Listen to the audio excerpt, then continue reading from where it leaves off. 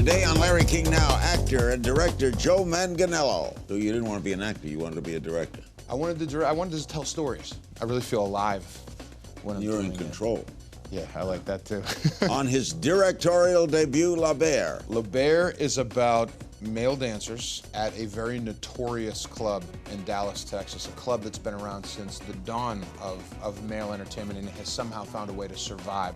On the end of True Blood. As soon as I read that script and I said, oh, they're together now, they're gonna kill me. Plus, did you take anything from the set?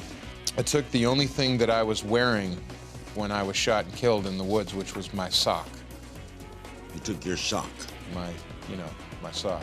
It's all next on Larry King Now.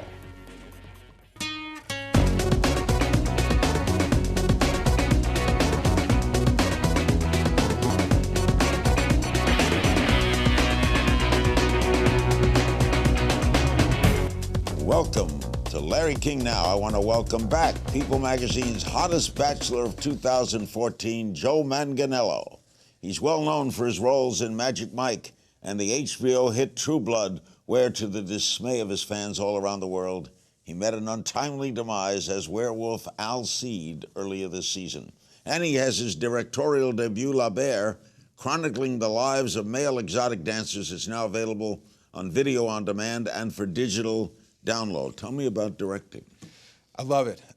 Directing was really my first love, and I backdoored into acting through directing films in high school. My high school in Pittsburgh had a Really? full-fledged TV studio with teleprompters, and they would let us take cameras out on the weekends, and I would sleep with a pad and a pen next to my bed and constantly be writing these scripts, and I would cast all of my friends. So you didn't want to be an actor, you wanted to be a director. I wanted to tell stories. And then I wound up putting myself into these movies and projects, and all my friends that I was making the movies with, urged me to take some acting classes. So La Bear is about? La Bear is about male dancers at a very notorious club in Dallas, Texas, a club that's been around since the dawn of male entertainment and has somehow found a way to survive, where all of these other clubs have kind of fallen to the wayside. This one is still going. It's led by a stripper in his mid-50s named Randy Master Blaster Ricks, who is still going strong since 1979. The self-proclaimed 205 pounds of twisted steel and sex appeal, as he calls himself. And he lives, his roommate is his mother, who's 78 years old, who answers the phones 10 to 6 days a week, and runs their strippergram company. So they're kind of the main focus, and then you have all of these kind of ancillary characters around them. Let's watch a clip from La Bear. I've seen that good-looking guys making good money and throwing that away on stupid things. If it's not a car that they can afford, or drinking whatever they're doing after club. He really revamped the show and updated things, brought in Las Vegas choreographer. I start thinking that, I don't need those kind of guys. I want guys that come in here, be businessmen, treat girls right, save their money, put the foundation for their future, and do something with it. Yeah, I think everything's happening in a good way. It's accepted well again. It's cool. La Bear's cool again. So, I see more stores in the future, probably. How did Magic Mike affect your doing La Bear? Definitely. I never set foot in a male strip club. Even during the shooting of Magic Mike, a good friend of mine, as it turned out, was a male dancer at this club, La Bear, in Dallas, and he was my consultant during the That's how you shooting. found out about the club? That's how I found out about it. And my first day in a male strip club was day one of shooting this documentary. How long did you follow them around? How long did this take to do? Well, the movie took about 13 months from start to completion, including putting on the soundtrack and editing and things like that. But we shot it. This might be a world record. We shot it in 8 days over the course of 6 months. Where most documentaries, some of them take years or even over a decade. We wound up getting enough footage. We could have cut 3 movies out of the footage that we got in these 8 action-packed days. Was the Master Blaster a real character? He is something else. He's one of a kind. He's turned this male entertainment, kind of this subculture, into this multi-million-dollar business. You watch the movie, and he will go down through his accolades. He is, you know, there was a newspaper article where they called him the Tiger Woods of male stripping, the Nolan Ryan of male stripping. This Iron Man, he made 85 grand in a night. He made over $2 million in a year. Whoa. You know, in a profession where you'd think a mother would disapprove or try to talk their son out of it, his mother's his biggest fan. She's his dietitian. She's responsible for his abs. She's his biggest cheerleader. She's amazing. Wow. The film, I understand, touches on the murder of one of LeBare's dancers. Mm-hmm. That's a true story? Yeah, unbeknownst to us, there was a murder about 5 weeks before we got down there. When we did a little digging, as it turns out, this guy was this free-spirited, really just beautiful human being in every way. And he was gunned down in a parking lot at 4 a.m. And the guy who did the murdering was never punished, never went to trial, never went to jail. You know, I had a paralegal pulling all of the police reports. She was pulling, you know, autopsy reports, things like that. There were no drugs involved.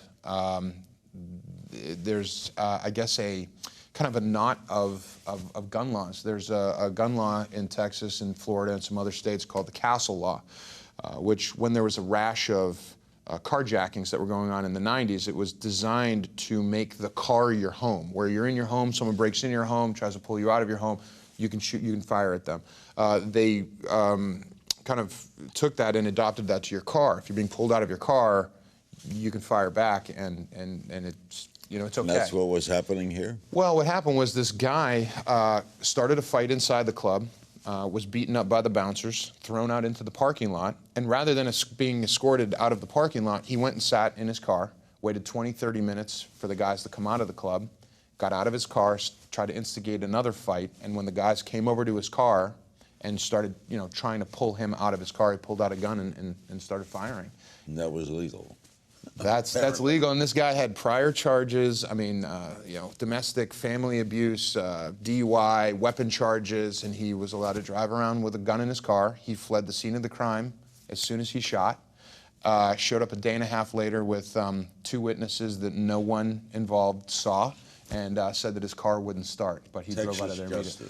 So it was a real conspiracy, and we tried to we tracked down all of the witnesses who were there that night, you know, including the guy who caught him, the girl who performed CPR, and caught all of the testimony from everyone. So it was something where, you know, this documentary, we thought we were going to get one thing, and it wound up being about this whole other thing. Do you plan on doing a lot of directing?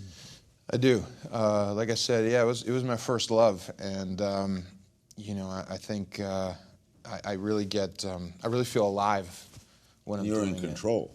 Yeah, I like that too. We'll chat about Joe's time on True Blood right after this. We're back with Joe Manganiello. The series finale of True Blood was on last night. You said you knew that Alcide was going to die once you read the season 6 finale. How'd you know?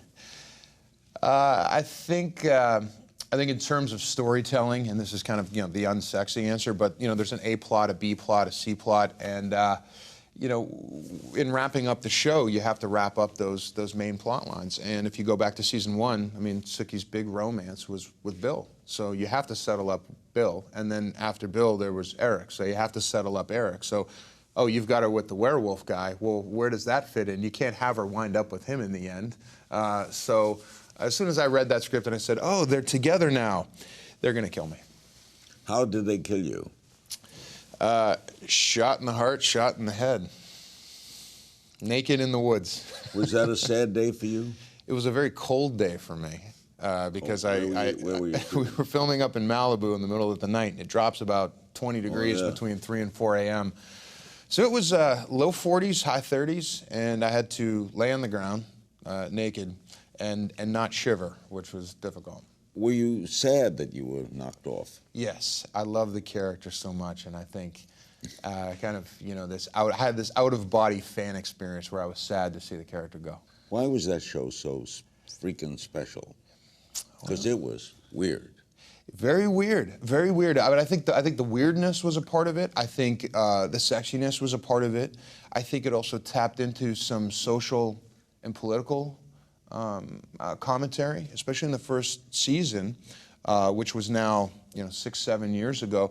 They were talking about marriage equality, the fact that vampires could not legally marry human beings, and they were fighting for this legislation to happen. Well, you look at what's in the news today, years later, I think it's no mistake that there's been progress made and that those conversations have been had at water coolers all around the world. We have some fan reactions to Alcide's death. Oh, really? At MJ Rockin' Robin 90, my poor Wolfie.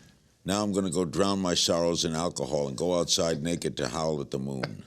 Joe M. Style, still shocked and sad and feeling deceived. And Sophia Clausen 12 says, I will never forgive you for this, True Blood. Why do you think people took that so angrily? I'm really flattered that they did. Wow. Yeah, I'm kind of taken aback. I hope nobody does anything too drastic. I mean, getting drunk and howling at the moon, I'm all for. I don't know. He was a big-hearted character. I love those characters, and I look for those characters, and I think I perk up at those characters that have a big heart, that are driven by their heart first. And he was certainly one of those, whether it was jumping in to defend someone physically or just being in love with this girl that he died defending. I think there's something that speaks to that in everyone. Did they give you a big send-off? Did they have a little party? Did they? I got a cake. They give you a cake always with something red inside. A lot of times that's a red velvet cake. In my case, it was a strawberry shortcake with a very nice frosted picture of my wolf that I transform into. Did you take anything from the set? I did. What did you take? I took the only thing that I was wearing when I was shot and killed in the woods, which was my sock. You took your sock? My sock. When you're naked out there in the woods, you just got a sock on and that's it. So. How did you like? Do you feel funny being naked, being filmed? The first few times I did, especially the first time in season 3, I had to run through a field in daylight. And there was a big line of trees and hedges, and on the other side there were yellow school buses. I could see them over the hedges, kind of, stopping and letting kids out. And I'm on the other side of these hedges, like, I mean, who's going to pay the therapy bill for these kids when they get older and wonder what's going on over there? So, yeah, that was a little awkward, but I think the more you do it, the more you get used to it. Do you think the part in True Blood might have affected your getting other roles? You're so typecast. I mean, I think that True Blood has opened up a whole world for me. I think, there are a lot of directors and producers and writers that watch the show. It's a show that's watched by the industry. So I was lucky enough to be on that, and I've certainly been in enough offices with producers who watch the show to know that I've, it kind of jump-started or sledded this whole thing. Well, you got movies, you got everything going for you. Would you do a TV show again? Sure. I just love good material, and most of the entertainment that I watch is cable TV shows. So I think they're the most provocative. I think they are. A lot of them. Look at the Emmys. Oh yeah, they're amazing. Not to say that there aren't some amazing movies out there. I've seen some really great movies, especially this year. And I grew up as a kid who loved science fiction, and I think we're getting to a place where technology is, it looks real. I mean, if you look at like Captain America: Winter Soldier, it was just such a great kind of science fiction movie, or even Edge of Tomorrow, the Tom Cruise movie that just came out this summer, was such a really, I thought, a great science fiction movie, and those things really, make me excited. So, just good material. We'll chat about the upcoming Magic Mike sequel and if becoming the hottest bachelor of 2014 made Joe blush next. We're back with Joe Manganiello. Look at the front cover of People magazine. Hollywood's hottest bachelors and why True Blood's Joe Manganiello is #1. All right, does this make you, well, you knew you were going to get it right. You posed for this, didn't you? Sure. We went and shot it at this resort, Garza Blanca in Mexico. So I got a trip out of it, too. So I knew ahead of time. Does it make you blush? How does it make you feel? It's great. I think, being the Bachelor of the Year is, I mean, I can think of worse titles. It's all right. I mean, the joke was with everyone that, this doesn't last for long. When you have that title and that gets advertised, Yeah. Okay, in the article, you mentioned your celebrity crush was Sofia Vergara, and now you're dating her. Sure. How did that happen? I mean, I don't Did know. she read it and call you? You seen that book, The Secret? Maybe it was that. No, I didn't. I'd forgotten that I had said that. I'd said it months ago, because we did this interview and that shoot months ago, and when it came out, we were actually seeing each other by the time it came out. How did you meet her? I read it and went, oh, man. We had bumped into each other, over the years, periodically. And she became single, and I knew I had a very small window of opportunity, and I wasn't going to let it go, and I just went after her. She was on my old show on CNN. Is she as terrific as she appeared? Well, she was a great guest. She's phenomenal. She's the best. She's just the best, yeah. And that's a great show. Great show, yeah. You've written a book on fitness. That's very important in your life. Very much. Yeah, I had a lot to say about it. I was a kid in high school who couldn't do one pull-up or one dip. And I was an athlete. Always tall? Always tall, but long-limbed, and just couldn't, I had no real quantifiable strength. And it was embarrassing for me to fail at the pull-ups and the dips. And I made it my business to never be embarrassed in that way again. So in that way, failing was the thing that spurred me on to spend the next 20-odd years training with some of the best trainers in the world, and all of that was put into this book. This from a health aspect or a look aspect? Well, my whole thing is, if you train to be a better athlete, you train to be better in the gym, better at your workouts, you're going to wind up looking the way that you want to look. I don't go into the gym trying to, I want to look this way and I want to pose in the mirror. I mean, I'm trying to get better at these workouts, get stronger. I think it's a byproduct. All right, what about the sequel to Magic Mike? Getting ready to film here in a few weeks. So. Now that you did La Bear, you have a new approach to this? Yeah, I definitely learned some moves, and definitely observing the guys and who they are will definitely influence me in Magic Mike 2. Everybody involved with the production has seen it, from the choreographers to director Greg and writer Reed, and so it's been declared a must-watch for everyone involved with the production. What's the plot? It's going to be about the guys. It's going to be the guys on a road trip. Kind of, that little segment of Animal House when the guys went out on the road and took off, and it's kind of going to be that, but, 2 hours. Where are they shooting? We're going to shoot in the South, Tampa and Savannah, I believe. And who's directing? Greg Jacobs, who is Soderbergh's assistant, right? Soderbergh's AD for all these years, and Steven, I believe, is going to run the camera and edit like he normally does. You looking forward to it? Very much, yeah. I loved all those guys. Matt Bomer was a guy I went to drama school with, and Adam and Kevin and Chan. I mean, it was just a very, no pun intended, a magical experience. All the guys just really got along. What do you make of what's happened to Channing Tatum? Well, he's a great guy, and he's just one of the most stand-up guys. Like, he's a guy who does what he says he's going to do, and he just has a great attitude. You never hear him say a bad word about anybody, and I think everything that's happened to him is well deserved. William H. Macy, a wonderful actor, was on the show recently. He just directed his first film, and he said actors think in seconds, directors think in terms of the whole world. What do you think of that? That's interesting.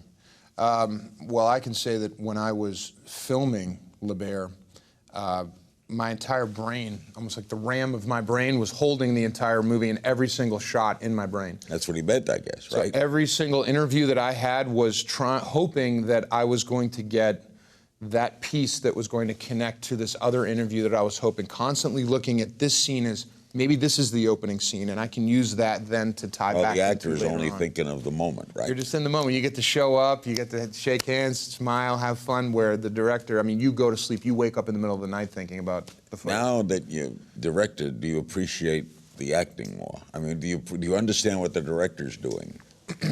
Yes, I do. And I think even more than that, writing the checks, which I did on this film, that makes me appreciate everything even more. Your brother worked with you on La Bear, right? What does he do? He's my producing partner. So I come up with these crazy ideas. Hey, let's go to this club. I think we could get this great story. There's this guy, Randy. There's this mom. And then my brother will figure out how to line produce that, how much it's going to cost me. We'll go through DP reels together, editor reels, you know, picking our team. So you're an entrepreneur, too. Yes, something like that, yeah. We find out what Joe's WWE name would be when we get back. We're back with Joe Manganiello. Great to have him with us. Sex. I could have had that years ago. All right, So good. Some social. Oh yeah. Well, now you get the ring on. So Octogenarian sex. We have some social media questions. Bryson Knox on Facebook. Who's a better dancer, you or Channing Tatum? Oh, no question, Channing. It's not even close. You know Jess on Instagram. What was your dream job before acting? I was going to go into federal law enforcement. FBI. FBI. I had a cousin in the FBI. Yeah. At the Chris Mack on Twitter, what's the best pizza in Pittsburgh? Fiore's, Meneo's, or Aiello's? Man, it's probably a tie between Fiore's and Mineo's. Yeah, it's tough. Mineo's. To say. Yeah, it's tough to say. Heather L. Owens on Instagram. How do you stay in such great shape? My book, Evolution. Read it, do it, live it. Clementine BU on Facebook. Do you like to cook? I have cooked maybe 2 meals in my entire life, and it was on the grill. Yeah, I don't like the kitchen. I've had girlfriends that cook, though. But, well, that's not bad. This Vergara cook? She's Colombian. Their maids have maids, you know? And now a game of If You Only Knew. Ready? We played this with you before. Okay. What's a superpower you would like to have? Well, you could have been Superman. Could have. Let's see. Probably, I don't know. I think, you know, it was Christopher Walken that said he answered that question. He said he'd want to have a tail so he could wag it and people could know when he was pissed off and they'd leave him alone. I think I'd love that. I'd like to be invisible. Okay. What would your WWE wrestling name be? Well, it was already given to me by Hulk Hogan. I'm Joe Mania. Joe Mania, brother. I like that. Yeah. Yeah, oh yeah. Would you do that for a night? Would you go in WWE? Oh, I actually got to this past spring when I was advertising my movie Sabotage with Arnold Schwarzenegger. It was me, Arnold, and Hulk in the ring, and I actually got to duke it out with The Miz. You enjoy it? Childhood dream. Most embarrassing moment making Magic Mike? Probably being body painted head to toe in gold paint with a gold thong with a fig leaf on the front, and I came out and did my routine, and Steven didn't yell cut. He just let the music keep playing, and, well, you know, I didn't get painted head to toe in gold for nothing. So, I mean, it was about 5 minutes there where I just wreaked havoc on a room full of 200 women. Rather run 20 miles or bike 20 miles? Jeez. I mean, biking would be easier, but running 20 miles would probably take a lot of training for. Bike it. Bike it, let's bike it. Yeah. Music you listen to while working out? 9 Inch Nails. TV show people would be surprised to know you watch? Naked and Afraid. Favorite show on television. Thing that scares you the most? Not fulfilling my potential. Favorite dance routine from Magic Mike? Probably the fireman. Biggest misconception about yourself? Biggest misconception. Geez. I think, well, I don't know. I think there's probably a lot of people out there that look at the working out and think that I can't walk and chew gum at the same time. So. Characteristic you had in common with Al Seed? Big heart. Role you'd love to play? You played Stanley Kowalski. I did. I've already done that. Another one you like to play? Another one I would like to play. Maybe Benedict in Much Ado. Maybe. I see you also as Biff in Death of a Salesman. I used to, I used to do that monologue in college. The older son. Sure, yeah. Favorite film or literature hero? Howard Rourke. Really? Yeah. Want to blow up your own building, huh? Maybe I have, yeah. Would you rather catch a touchdown or hit a home run? Catch a touchdown, yeah, definitely. Al Seed or Big Dick Ritchie? I'm partial to werewolves. Something about the little kid in me. What era would you like to go back and visit? Ancient Rome. Favorite past Halloween costume? My mom dressed me up like a vampire when I was 3, and I jumped in a coffin with a Dracula at a haunted house at 3 years old. You were a vampire. She dressed me up like Dracula and brought me to a haunted house, which is scary for a 3-year-old. And I guess there was a room with a vampire in a coffin. He jumped out and scared everyone, and I went up to the edge of the coffin and put my hands up. And he picked me up and put me in the coffin with him and closed the lid. Was your mother a little weird? I think so, yeah. As a strange man, put me in a wood box and closed the lid on, and I was cool with it. Weirdest audition story? Weirdest audition story? I mean, True Blood was pretty weird because I was, snarling and growling and going for it about 12 inches away from the casting director's face, who was like a 4'11" woman from Long Island, and she had the Long Island, oh my God, you're an animal, and I'm snarling in her face. And finally, Steelers, Penguins, or Pirates? I love them all, but Steelers. Thank you, man. Thank Always good seeing you. My pleasure, thank you. Joe Manganiello, great guest. Make sure you download his directorial debut, La Bear. It's available on iTunes and video on demand. And remember, you can find me on Twitter at King's Things. I'll see you next time.